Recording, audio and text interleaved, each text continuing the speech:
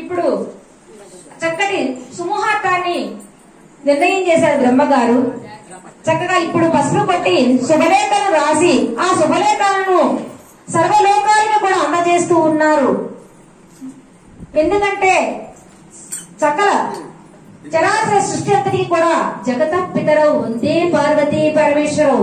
ప్రతి ప్రాణికి కూడా తల్లిదండ్రులు ఎవరయ్యా అంటే పార్వతీ పరమేశ్వరుడు. అటువంటి పార్వతీ కళ్యాణానికి పసుపు కొట్టేటువంటి ఘట్టాన్ని తిలకిస్తే మన కన్నులకు ఈనాడు కదా విందైంది, కన్నుల విందుగా చేసుకుంటూ ఉన్నాము. హర హర మహాదేవ శంభో శంకర.